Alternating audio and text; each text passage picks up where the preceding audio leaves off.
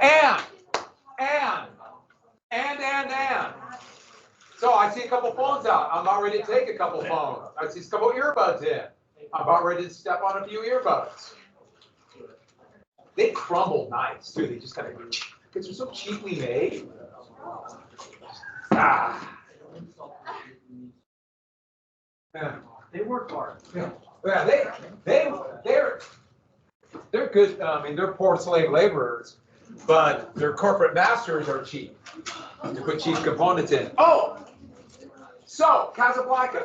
While I'm reviewing, everyone take out your answers to the questions. Like I said, I give you a few extra points for doing questions 1 through 8. How did we do on those? Who got 5 or better? Raise your hand. How about 4 or better? See, 5 is greater than 4, so you should. All right, so go through those and I'll give you a few points. Yeah, you will. Getting graded? You'll be nice to me. Yeah, thank you.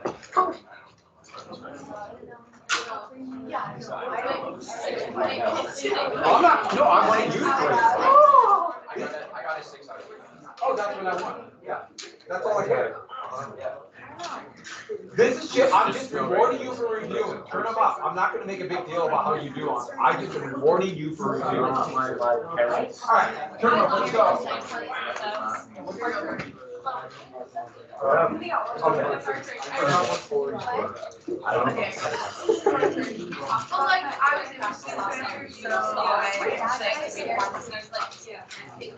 Perfect. It's really nice. Here we go. Let's go. Turn them in. All right, I hope everyone did well on these, or at least when you went back and go, like, oh, I remember that. And the little stimulus, I hope they help. But like, if you forget Tories and loyalists, it's not a big deal. And this is why we review. This is why I have things like that on the review sheet, which you should be plugging away with. You have to do pages 1 through 60 and page 11. 1 through 60? Yes. 1 through 6 and 11, and show me some work on something else and you'll get it. Those of you who are not taking the AP exam, look on Teams and look at the ones you have to do. It's about half, but you still got to do stuff. And review sessions are coming up in about 2 weeks. Goodness. Big review sessions. Oh, and practice tests. Ones I got you to try to use, I'll order a few more. Start getting practice tests. They really do help. I know but they help.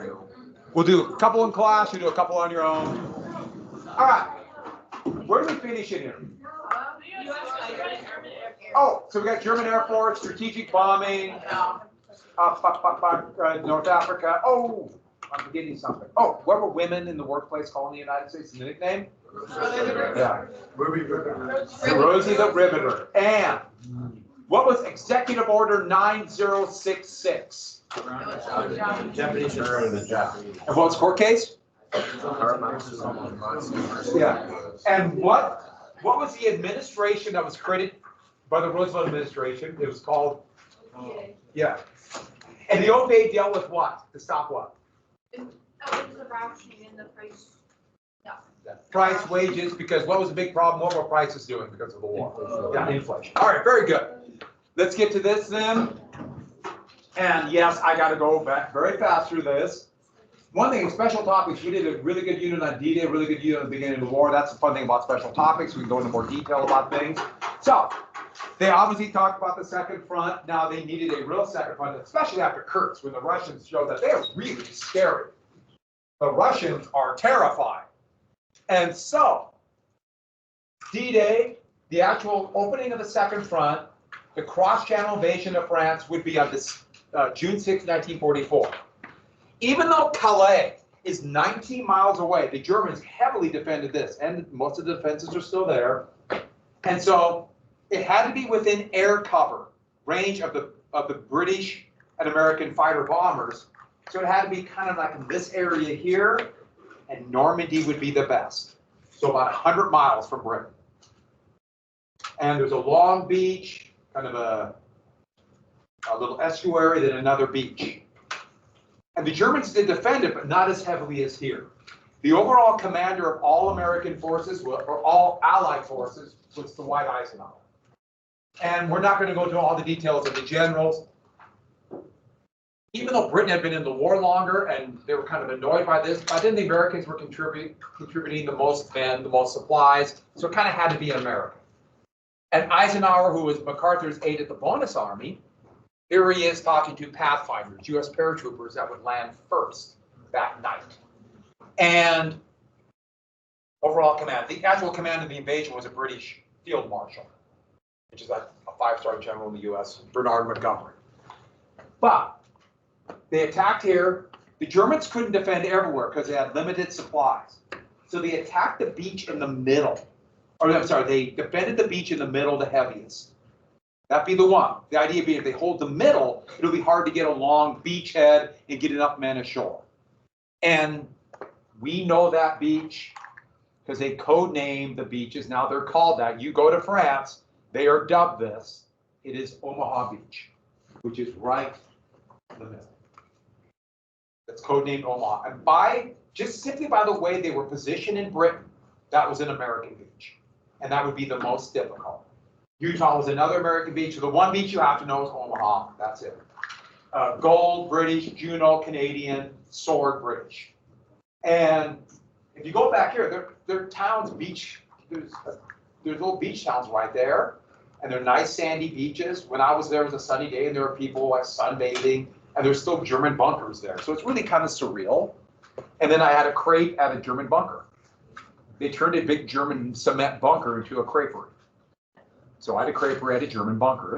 It's good creperie. Nutella and banana. And I'm telling you right now, Nutella in Europe is so much better than Nutella in America. Yeah. What day is it? What day is it today? What, the 19th? Yeah. Oh my goodness, you are right. Oh my God. The moose messed me up. Are we ready? I almost forgot this. By the way, the poor moose. I guess I don't know. I like meats. There we go. By the way, I'm wearing my World War II bomber shirt. And so these are Americans about ready to land on Omaha Beach. And you can see why it was such a tough beach to take. There were hills right above it. So the Germans up entrenched up there could fire right down on them. And that barely held on. Eisenhower was very close to ordering them out, and that would have ended the invasion. And I don't know. We'd have entirely different course of history. Germany was on the way to be defeated, but it'd be totally different. And they did hold by the end of the day, and then the fighting in Normandy would be incredibly hard, much harder than the Americans realized. The Germans sent every reinforcement they had, including all their best armored and SS divisions, and they had these big hedgerows. Every field in Normandy had their fence was a hedge, and these hedges were 1,000 years old. And they would shovel dirt into the hedge, with the idea being that would make it more stable and cows couldn't push through it. After 1,000 years of that, they were like granite walls. Every single field was a fort. Tanks couldn't go through them. Shells couldn't go through them. They literally had to blow it up or ground them out or shuffle them out with bulldozers and backhoe. And so the Germans held every inch. The casualties were outrageous. German tanks, they didn't have as many, but were little better than the American tanks and the British tanks.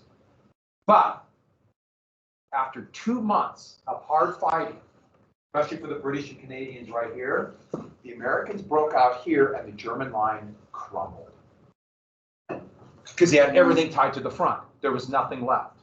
And the breakout in August would happen and France fell in a month. All right, no, let me repeat. France was liberated in a month by the Allies. So Paris fell just a couple weeks after Normandy. It just happened so fast. In fact, they're talking about the war being over by Christmas of 44. It looked like Germany was done. But this is going through, that's St. Lo right there.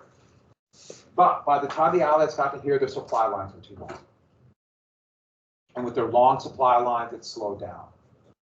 They were literally still driving supplies off the beaches.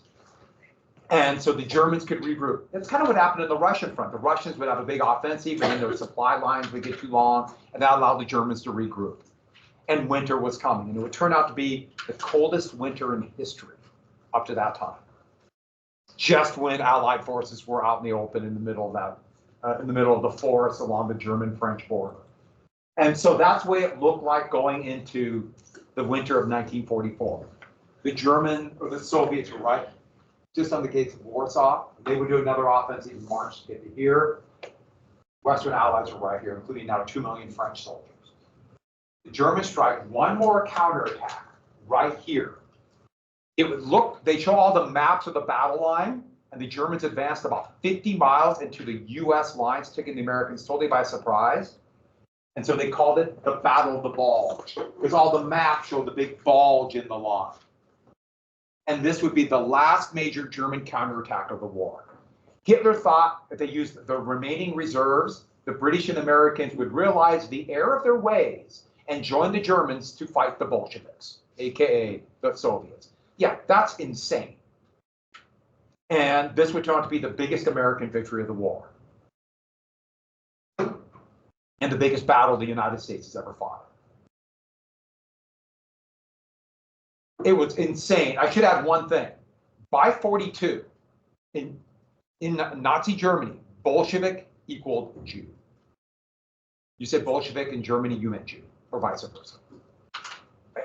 Don't bog yourself down with the reality. That's just, I'm telling you the way their ideology put the names out. And so, while this is happening, the Western Allies changed their strategic bombing tactics. They were going after cities.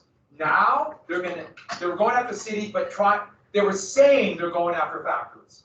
Well, they changed that. At Dresden, which is in eastern Germany, they went to firebombing.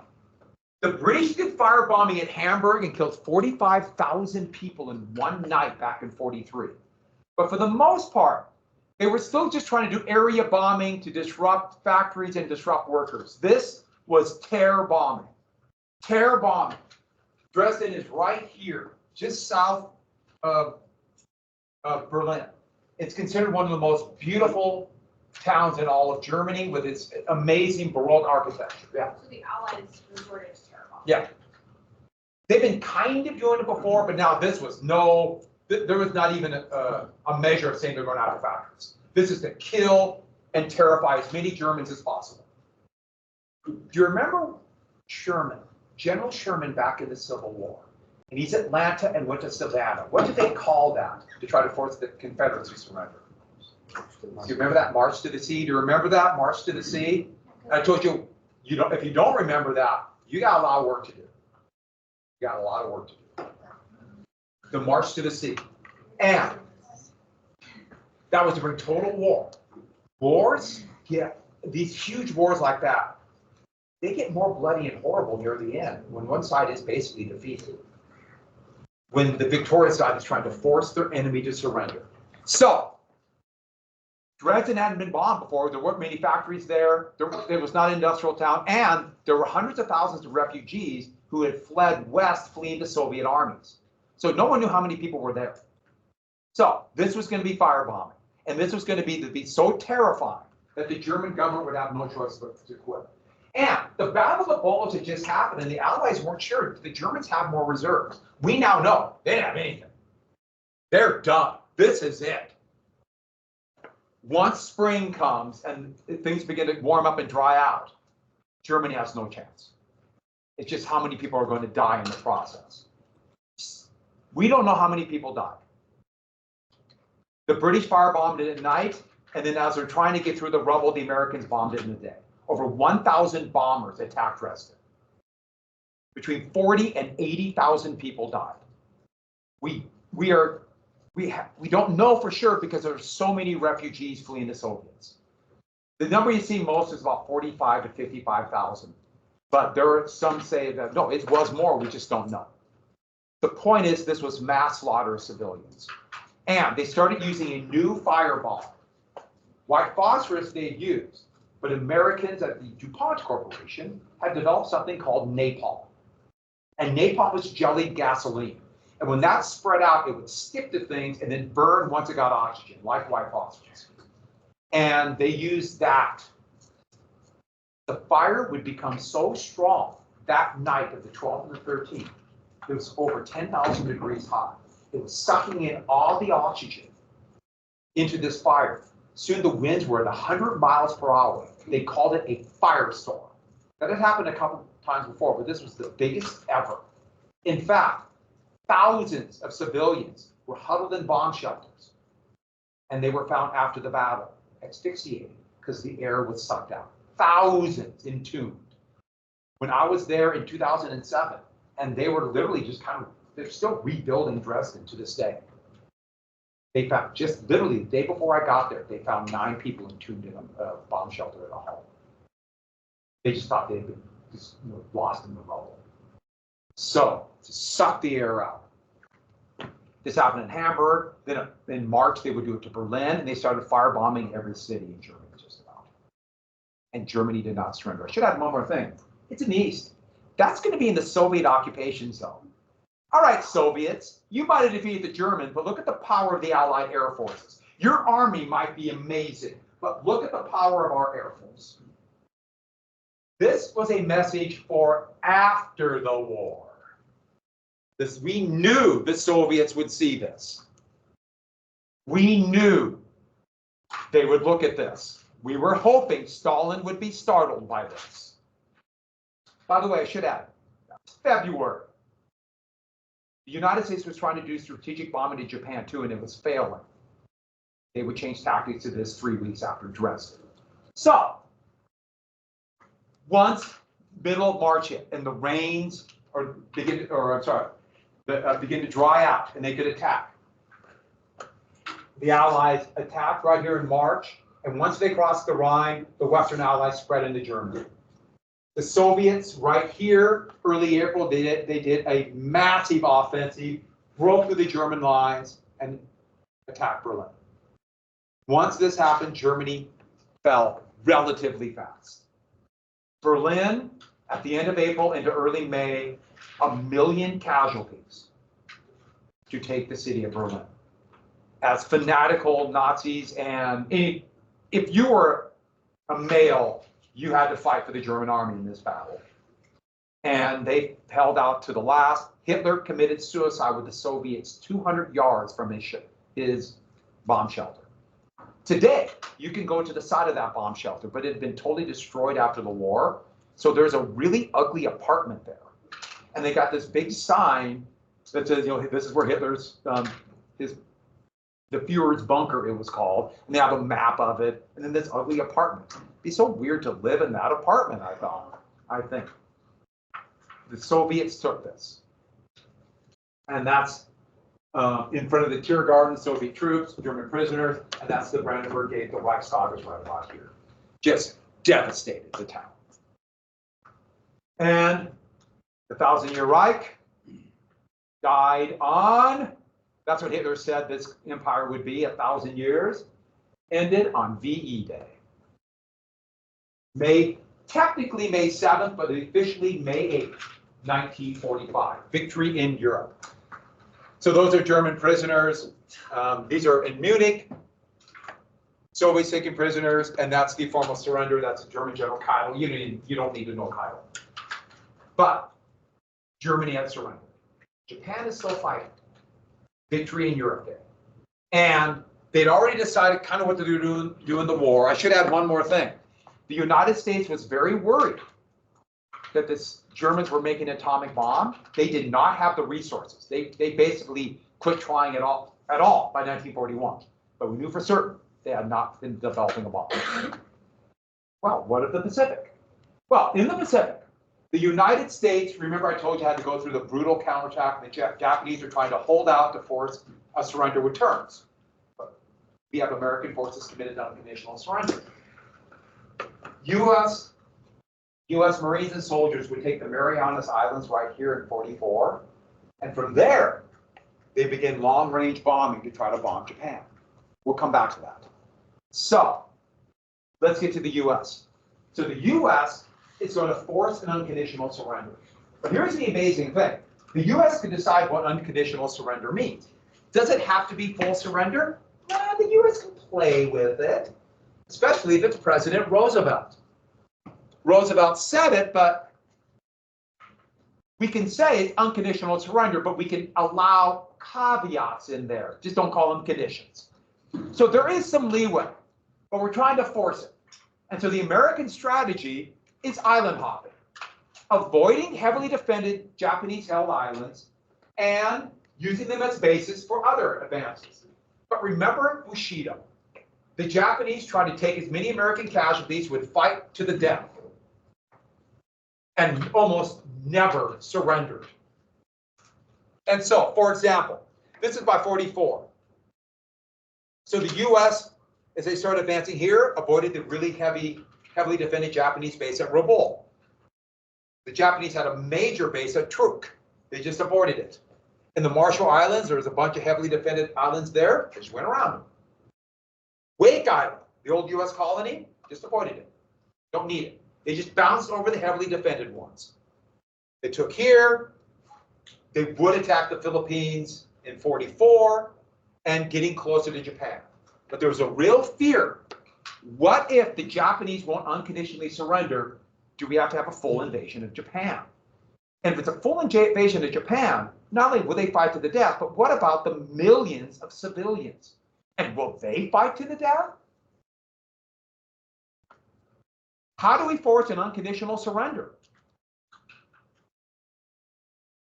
Well, the Japanese, it's total desperation. Japanese, total desperation by 44. Their fleet, their aircraft carriers have been basically destroyed by the end of 44. They're on their last legs. What do? And their main goal to them, unconditional surrender was, no, we cannot. Remember Bushido. We have to surrender with something that looks like an honorable peace.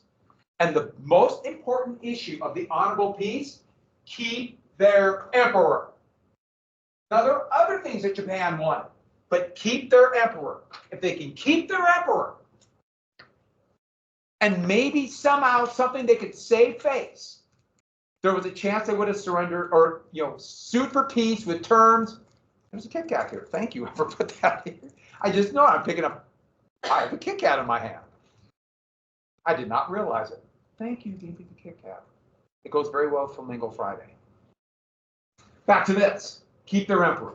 I repeat, keep their emperor. For emphasis, keep their emperor. I'm letting you know, keeping the emperor was important to the Japanese. This is what we call a hint. Did everyone catch the hint? So, what's their goal? Make the war so bad. Kill, maim so many American soldiers, Marines, and sailors that will negotiate a peace. That's their goal. Fight to the death. And so, ironically, by the time American forces started closing the ring around Japan, U.S. submarines had totally cut off the East Indies, the Dutch East Indies.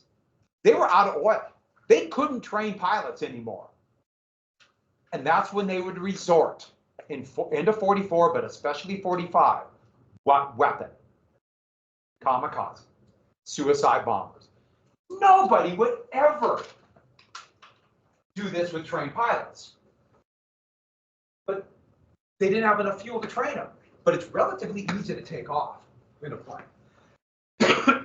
It's relatively easy to take off. It's relatively easy to steer a plane. It's hard to land. You don't need to train them to land. And so they begin to use this as a measure to make the war so horrible that the United States would sue for peace. Here's a kamikaze plane being shot down. Right before they went. And kamikaze is referred to the divine wind, a typhoon that destroyed a Chinese invasion fleet 500 years earlier. And so it kind of will have like the same miracle that would save Japan, even though, of course, that's not going to happen. They even used a rocket to do this to avoid American anti-aircraft. They tried this a little bit on Okinawa, didn't work, but it gives you the idea of their desperation. But they also had made little motor boats. They turned into kamikaze boats to run into American ships and landing craft. And they even trained kids, small children up to like 14, 15 years old, strap bombs on their back so they would run into American tanks and landing crafts and kill them that way. Now, why would they do this? To make the war so horrible that the United States sues for peace. And how do they get kids to do it? They fill them up with all this Bushido stuff. And that's the plan. So, as the Americans went closer, the next major island they wanted to take, basically as an air base, was part of the Japanese home islands now, called Iwo Jima. Iwo Jima is nothing more than basically an atoll with a volcano and volcanic ash. Iwo Jima. February. They thought it would take just a few days.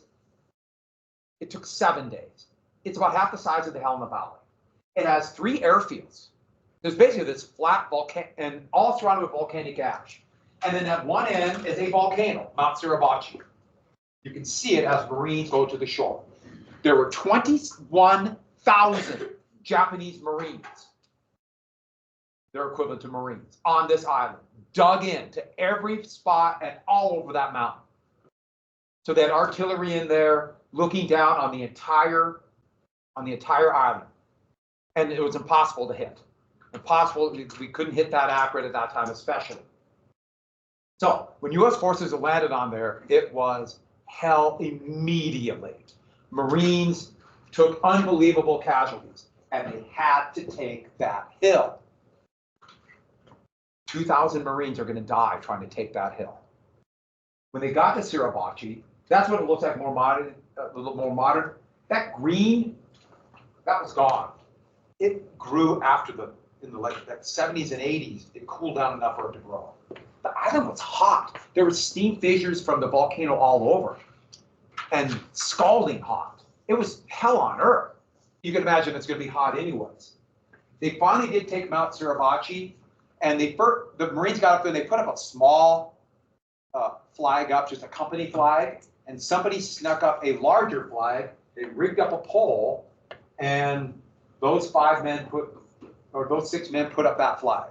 An AP photographer just happened to be there and snap that picture. They're still under fire, and on the island, as they're still trying to take it, Marines on the island cheered. All the ships blew their horns and cheered. This was a huge moment for those, these men who just happened to be there. And that is going to become the Marine Memorial. But the fighting's going to take a few more days. And it's literally inch by inch. Virtually every single one of the 21,000 Japanese soldiers there had to be killed. 7,000 Marines died, and 5 times that number were killed or wounded, Marines and sailors. The Army wasn't involved in this.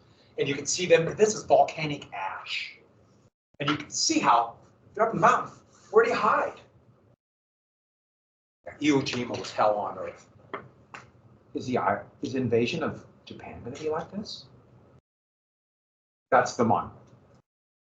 So it's right near Arlington. So you can see right down the mall, the beautiful road signs. So, Iwo Jima, the next island, Okinawa. And that has hundreds of thousands of civilians. It's a big island. It's been part of Japan for 400 years. And the plan was, I used too many hyphens here, 4/1 through 6, so April through June of 1945. 130,000 Japanese soldiers were defending this. Okinawa is the biggest amphibious attack in world history to this day. It was bigger than Normandy, because everything had to be on ships. You didn't have a big island right next to it. And the Royal Navy participated in this, and small Royal Australian Navy. And so these are Amtrak's amphibious vehicles going towards the beach, Marine or Navy Corsair fighters. The Japanese didn't defend. Yeah. Sorry, can you go over that date one more time? It's Just basically put April through June. Okay. April through June. You don't need to know the exact dates. The point is, they were fighting on this in the middle of VE Day. So VE Day happened right when this happened. And the Japanese didn't defend the main part of the island at all. So as the army went through here, there's nobody there. What's going on? As the Marines on their side advanced this way, they ran into all the Japanese in one little tiny bit of the island where there's low mountains, heavily defended, lots of valleys where they got plunging fire. So they packed every square inch with men and explosives and landmines. And Okinawa would turn into a bloodbath. Just a little tiny section of Okinawa. So those are Marines fighting their way through, and the Marines and the Army, they would have to go literally foot by foot and root the Japanese out of bunkers and mines with explosives, flamethrower tanks. You can see the Marines kind of using the tanks as cover as they advance. There were snipers everywhere, and thousands of Japanese Okinawan civilians, and many of them committed suicide rather than be captured by the Americans, because they were told they were going to be enslaved or raped or eaten by the Americans. I know, I'm not. These poor people killed themselves, or they gave them grenades and they tried to run into the Americans and pull the pin. It was unbelievable what was happening in Okinawa. And that would be the biggest kamikaze attacks. The day after the invasion started, 1,000 Japanese kamikazes attacked. They even tried to kamikaze their entire remnants of their fleet. They sailed down with just enough fuel to get to Okinawa. American carrier planes sunk them and killed 10,000 Japanese sailors. Well, most of the kamikaze were shot down. And this was kept secret from the American public. But over 130 ships were destroyed. 130 American ships were hit. 34 were sunk. They almost sunk an aircraft carrier. This is the Franklin, hit right there. How do you fight somebody who won't do rational things like turn back if the gunfire is too strong? They just kept coming. And this was terrifying. Once again, what will invasion be like? Well, you don't need to know the numbers, but I put these down there to give you an idea of the numbers. So you have to know. So the thing you need to know from this is look how many casualties, look how many Japanese had to be killed. More surrendered than ever before. Look how many planes they lost, almost all kamikaze, and the remnants of their fleet. The British lost 5 ships too, I should add, so it's nearly 40.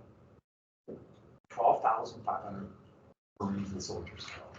This was a bloodbath. A bloodbath. So you get the point. Iwo Jima and Okinawa, how are we going to force them to unconditionally surrender? What will invasion be like? That's what they kept saying. That's the Marine cemetery on Okinawa. It's huge.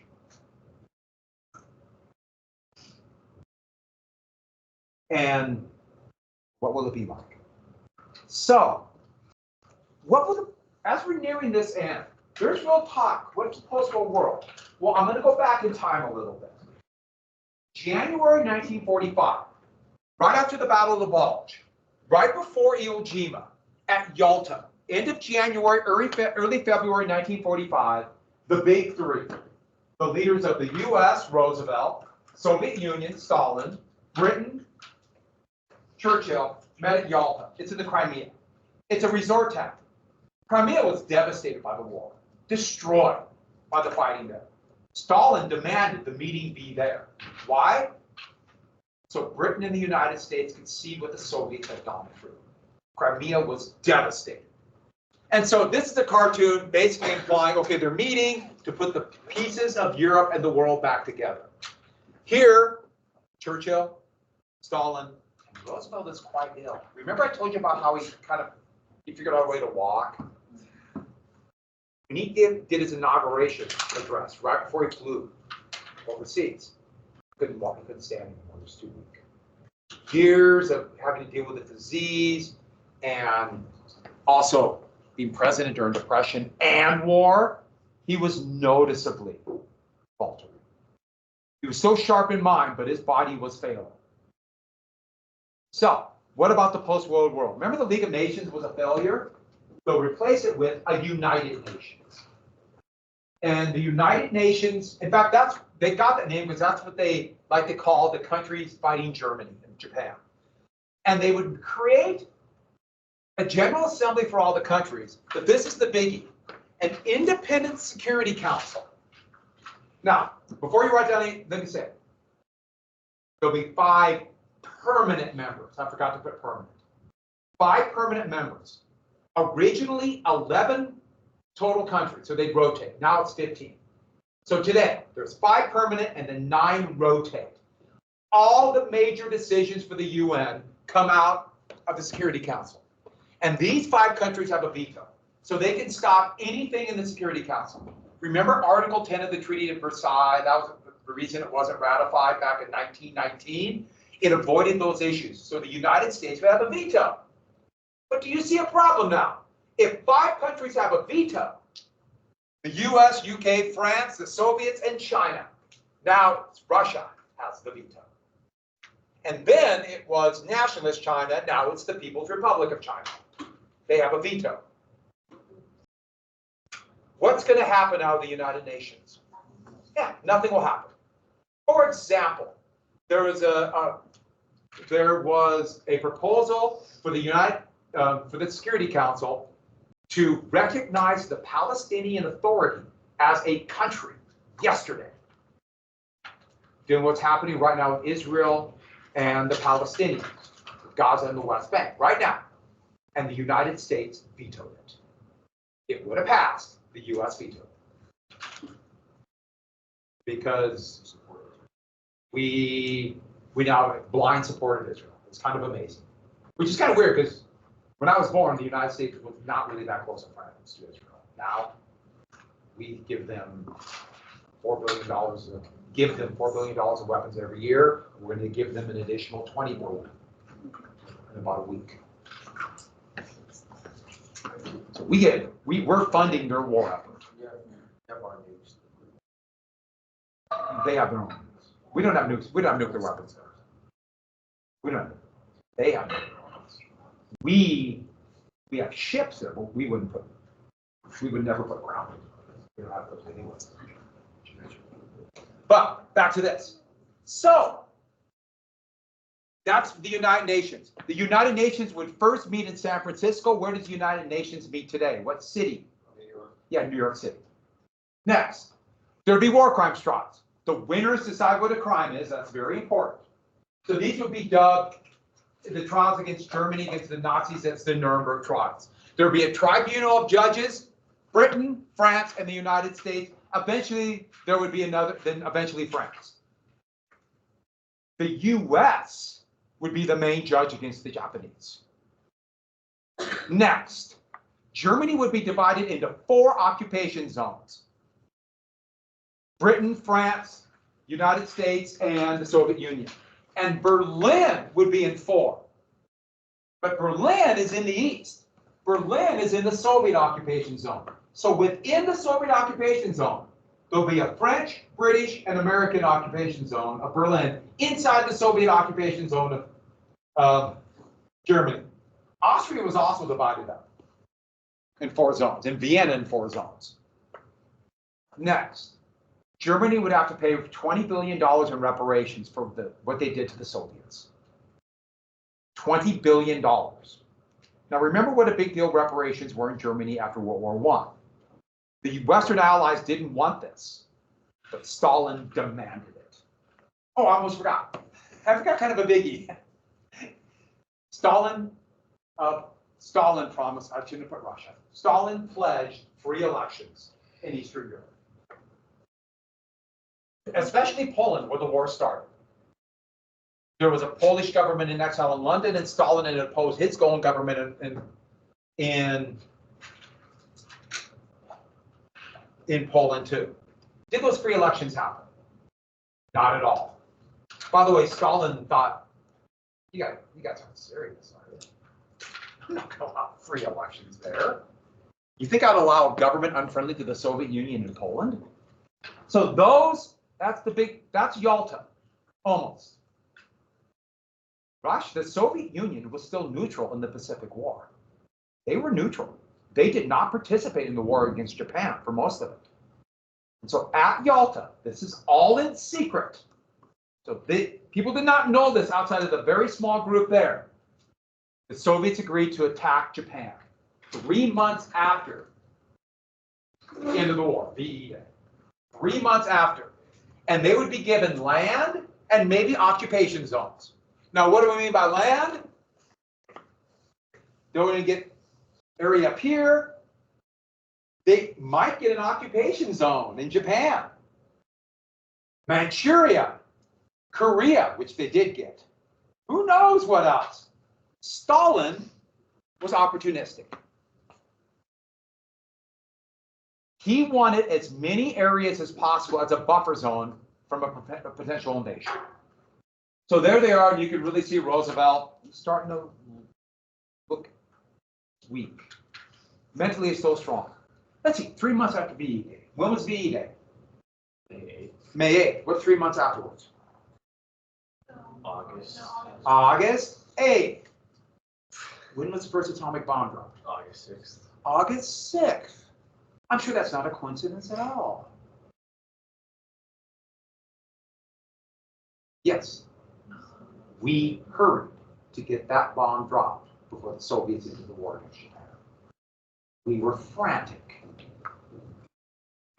In January, when they met here, in January, in fact, I put that right here. January, we weren't sure how much longer the war was going to last. In May, Germany was done. Japan looked more like they're on their last legs. Do we really want to deal with the mighty Soviet army in Japan? Where will they stop? Stalin is somebody we don't trust for good reason. Of course, he had good reason not to trust the West.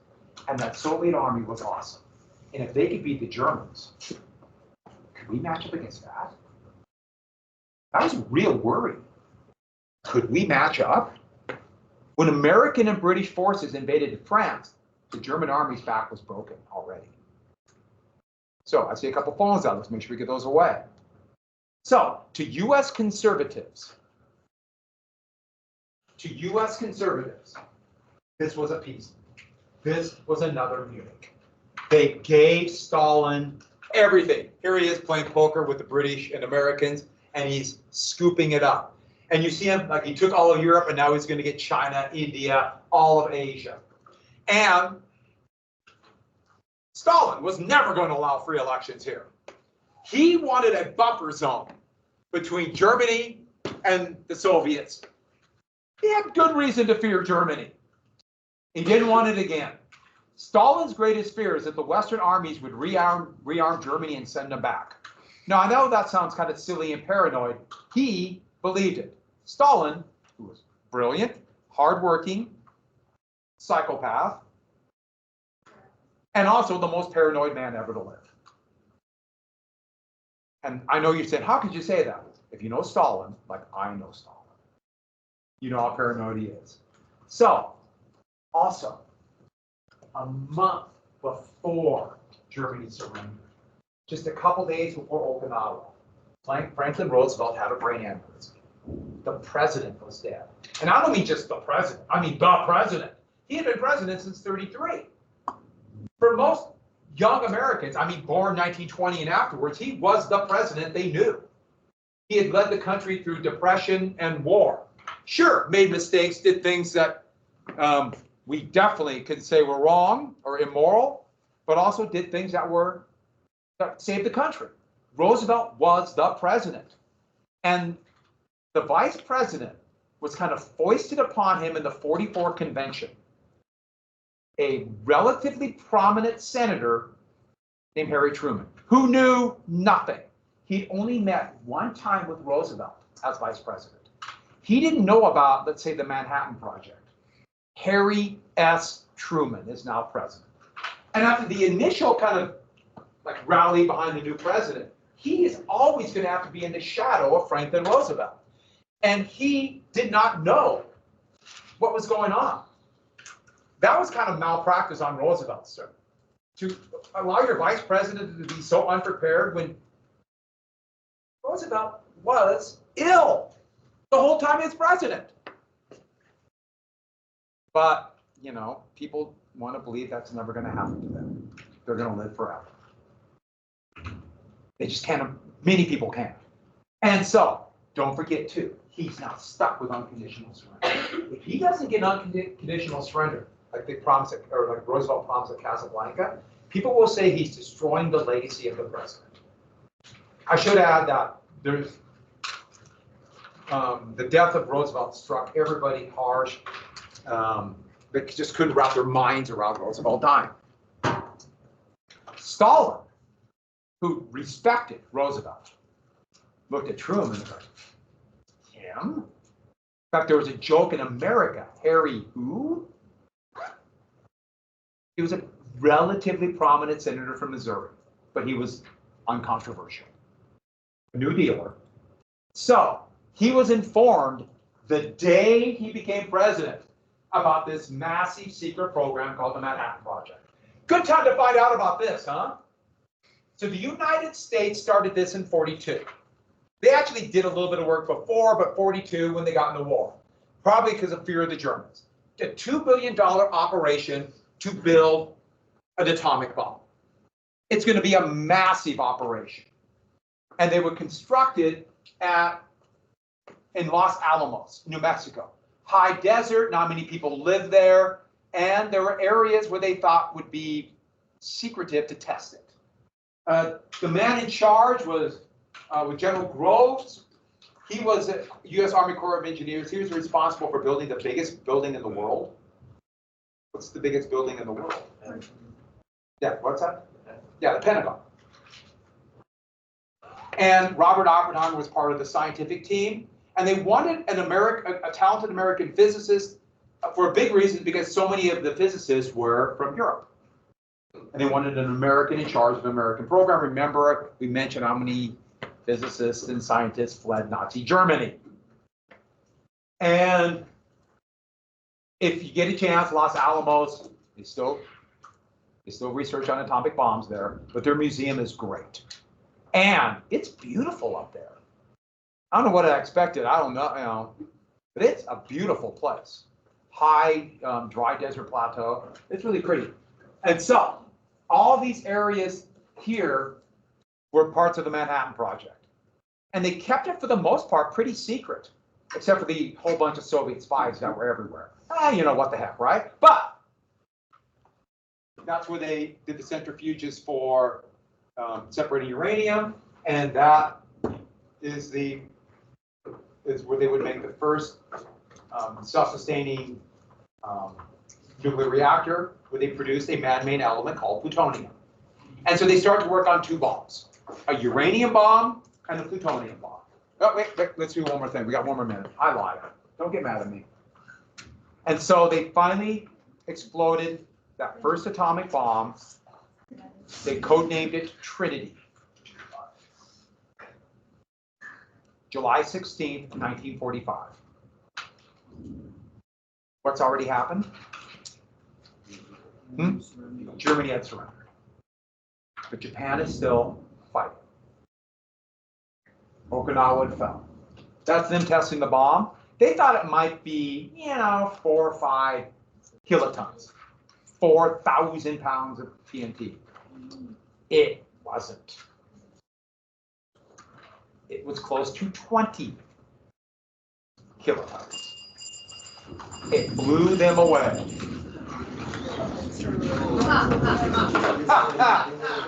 That's why puns are so horrible. Oh shoot, let me hand those back. Everybody, I forgot to hand back the notes I got graded for the World War II. I was gonna do it. Those are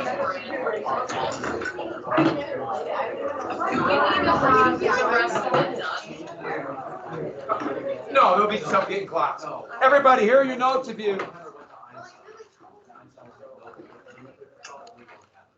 Okay, kid's not here. Tanner, come on. I'll put it right here. Tanner. Chloe. Thank you for reminding me.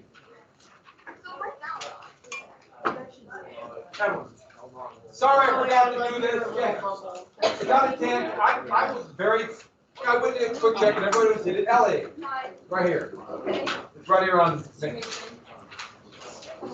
Tegan, don't hide.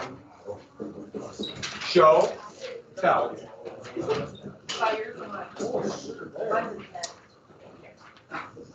My handwriting is so good on it. Guys, it's on in I saw yours.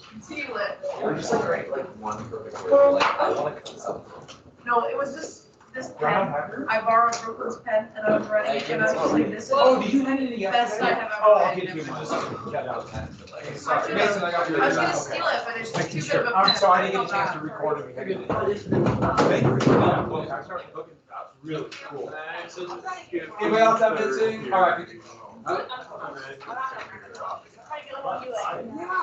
Might as well. Still got my phone number. Got me. It's so great when you find out stories like that you didn't know.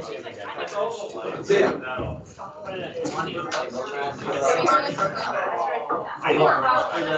Oh, I did? I'll change it. Yeah, I was just, I remember getting notification, your quarter grade is now a C+. I expect you to do better. I also had